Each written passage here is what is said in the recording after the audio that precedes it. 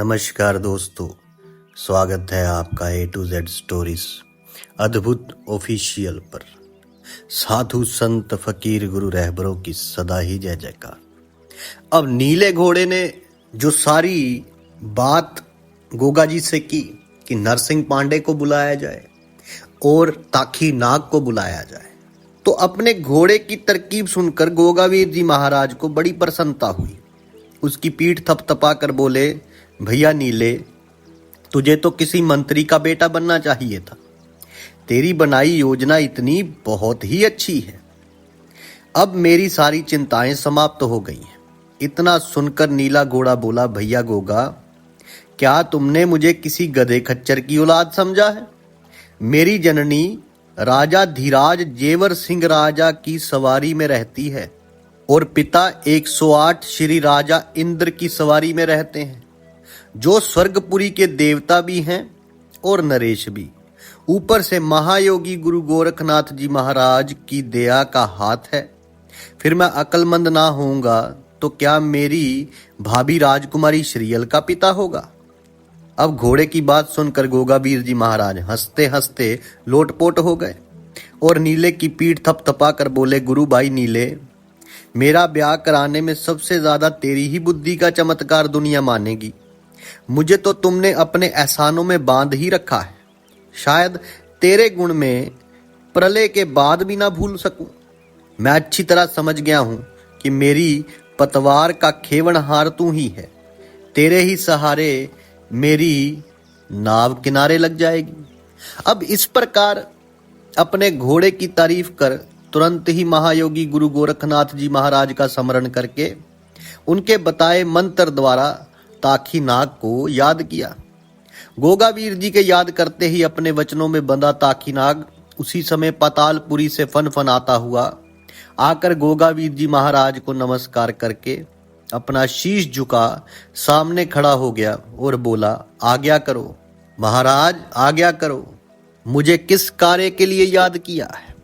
तब गोगावीर जी महाराज ने नरसिंह पांडे को बुलाकर नीले घोड़े की बताई योजना भली प्रकार समझा दी। तुम दोनों राजा सिंधा सिंह के तंदुल नगर में पहुंचकर इसे होशियार के संग पूरी करो और जब योजना सफल हो जाने पर मुझे खबर देना और अंत में अकेले में रानी श्रीयल से मालूम कराना कि वे चमत्कारी मणिमाला का उपयोग तुमने क्यों नहीं किया। पुरोहित जी ने तुम्हें उसी वक्त दे दी होगी। वे माला भूरिया नाग है। अगर वे कैद में पड़ा हो तो उसका भी उद्धार कर अपने साथ लेते आना। अगर ताखी नाग की समझ में कोई बात नहीं आई हो तो उसे भी रास्ते में भली प्रकार समझा देना।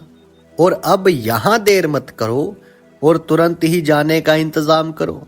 गोगावीर जी महाराज की बताई योजना दोनों ने भली प्रकार समझकर तंदुल नगरी को महायोगी गुरु गोरखनाथ जी की जय बोलकर और गौरीसुत गणेश जी का ध्यान धर गमन किया। ताखी नाग और नरसिंह को अपने वीरों द्वारा समुद्र पार करवा दिया। वीरों ने दोनों के कुशल पूर्वक तंदुल नगरी के समुद्र तट पर पहुंचा जाने पर गोगा जाहरवीर जी को सूचना दी। आप यहाँ ये देखिए कि गोगावीर जी महाराज के साथ वीर भी चलते हैं। जो 52 वीर है वो सारे चलते हैं, नाग भी चलते हैं और नरसिंह पांडे पर भी उनका हुक्म चलता है। बड़ी बड़ी ताकतों के मालिक थे वो। उनके गुरु ने उनको ऐसी समर्था बख्श दी थी। तो फिर नरसिंह पांडे और ताखी नाग ने तंदुल नगरी की धर्मशाला में प्रथम दिन अपना आसन जमाया। अगले दिन नरसिंह पांडे ने साधु संत का बाना ताखी नाग के लिए और सांप पकड़ने वाले बागी का बाना अपने लिए तंदुल नगरी के धूपा शहर से खरीदा। सज्जनों, ये दोनों अपना अपना बाना पहन योजना पूरी करने के उद्देश्य में लग गए और अपनी धुन के पक्के ये दोनों वीर धर्मशाला में जाकर अपना डंडा झोली उठा नगर में घूमने निकल गए। ताखी नाग ने तो संत के बाने में अपना आसन तालाब के निकट जमा लिया।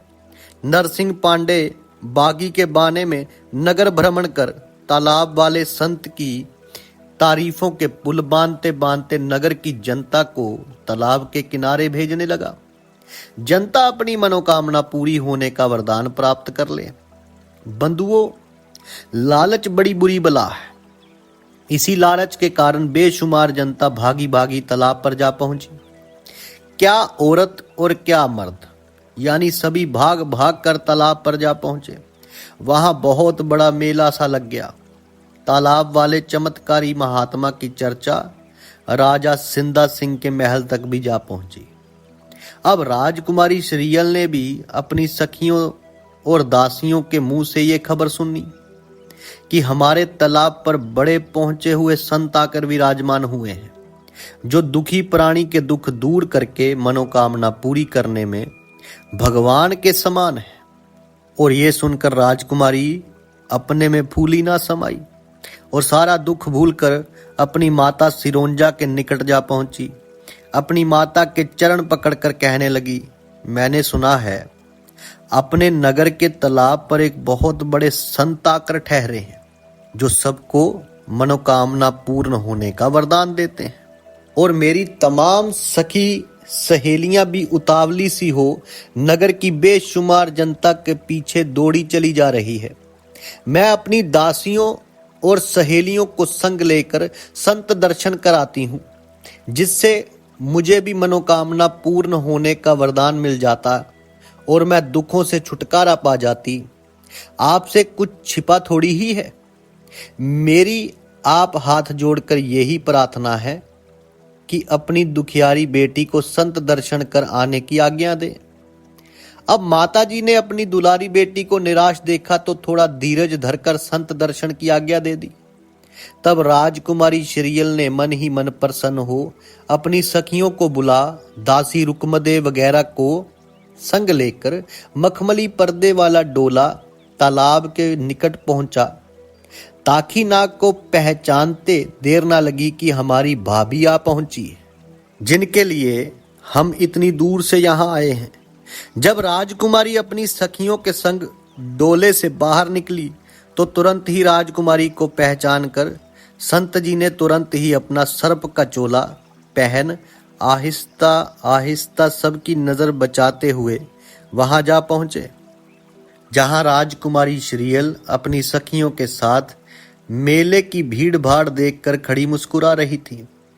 अब ताखी नाग ने अपना फन मारकर राजकुमारी श्रीयल के पैर में जोर से डस लिया और तेजी के साथ फुंकार मारता हुआ एक पुराने पेड़ की जड़ के पास पहुंचकर संत का बाना बना लिया और अपने आसन पर आकर विराजमान हो गया। इधर जो राजकुमारी श्रीयल सांप का फन देखकर तुरंत ही समझ गई कि मुझे ये सांप डसकर गायब हो गया है, वे अपनी मृत्यु के भय से तुरंत ही पृथ्वी पर गिरकर बेहोश हो गई। राजकुमारी श्रीयल को सांप ने काट खाया है और वे तालाब के निकट बेहोश पड़ी है।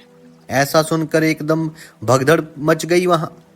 अब राजकुमारी श्रीयल के निकट बहुत भीड़ लगी और बहुत सी डरपोक जनता बस्ती की तरफ ये कहती हुई भागी कि राजकुमारी श्रीयल को काले नाग ने डस लिया है और वे धरती पर बेहोश पड़ी है। अपने मुंह से सफेद झाग उगल रही है। बांदी रुकमदे ने भी अपनी 2-3 सहेलियों को महारानी सिरोंजा के महल की तरफ दौड़ा दिया कि राजमहल पहुंचकर राजकुमारी श्रीयल को सांप के डस लेने की खबर कर दें और ये भी कह दें कि राजकुमारी धरती पर पड़ी पड़ी अपने मुख से सफेद झाग उगल रही है। अब दोस्तों बंधुओं, जब ये खबर महारानी सिरोंजा ने सुनी तो वे दहाड़ मार अपनी छाती पीट पीट कर बुरी तरह रो पड़ी। राजा सिंदा सिंह को तुरंत दरबार से महल में बुलवा लाया और राजा के आते ही अपने दास दासियों सहित तालाब के निकट जा पहुंची, जहां उनकी बेटी राजकुमारी श्रीयल जमीन पर बेहोश पड़ी हुई अपने मुंह से झाग उगल रही थी। राजा सिंदा सिंह ने तुरंत ही शहर के नामी ग्रामी बागी बुलवाए, परंतु ताखी जैसे जालिम नाग पर उनका कोई हुनर काम नहीं कर सका। जब वे राजा जनमेजय के काबू में नहीं फंस सका तो ये तंदुल नगरी के बागी किस खेत की मूली थे जो ताखी के डसे पर काबू पा सकते। अब जब शहर के सब बागी हार कर चलते बने तो राजा सिंदा सिंह और महारानी सिरोंजा शहर पनाह की अपनी प्यारी जनता के सामने छाती पीट पीट कर दहाड़े मार मार कर जोर शोर के साथ रोने पीटने लगे। अब अपनी इकलौती लाडली बेटी की दशा देखकर शहर पनाह की जनता व राज दरबार के सारे सरदार दास दासी बड़े उदास हो अपने नैनों से नीर बहाने लगे। हमारे राजा रानी की इकलौती बेटी के मरने से इन बेचारों का जीवन ही नरक बन गया है। जब नरसिंह पांडे ने बड़े बड़े राजे महाराजे और सारे दरबारियों को रोते हुए देखा तो अपना मतलब बन जाने का सबसे बढ़िया वक्त इसी मौके को ठीक समझ लिया। सबको हटो बचो कहता हुआ अपने बागी के बाने में राजा सिंधा सिंह और रानी सिरोंजा के निकट आ पहुंचा। राजकुमारी श्रीयल की हालत देखकर बोला, राजा साहब, आपकी राजकुमारी के शरीर में विष व्याप्त हो चुका है, फिर भी मैं अपने गुरु महाराज के प्रताप से इसे ठीक कर सकता हूं। इतना सुनते ही नगर की सभी जनता इस बागी आगंतुक का मुंह ताकने लगी। जिस कन्या के सारे शरीर में बुरी तरह विष व्याप्त हो चुका है उसे ये बागी किस प्रकार ठीक कर देगा।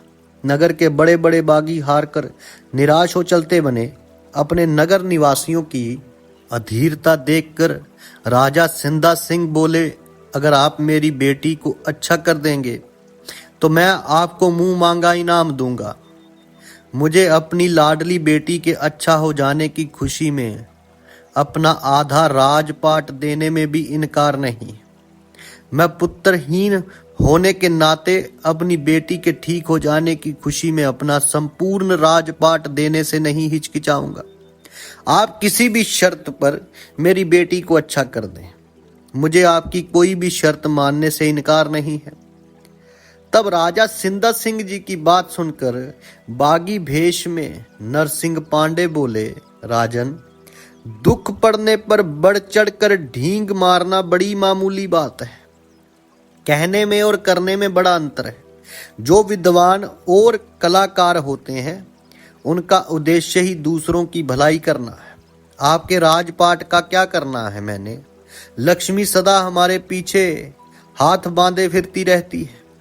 अगर हम लोग अपने गुरु की विद्या का इस प्रकार दुरुपयोग करने लगे तो 4 दिन में चक्रवर्ती नरेश बन जाएं। हम तो धर्म पूर्वक जनता जनार्दन की सेवा किया करते हैं। जिस भक्त को जो वचन दे देते हैं उसे निस्वार्थ भाव से तन मन धन से पूरा करते हैं। अगर आप मुझे मनचाही वस्तु किसी की मनोकामना पूरी करने का वचन दें तो मैं आपकी राजकुमारी का इलाज करने को तैयार हूं।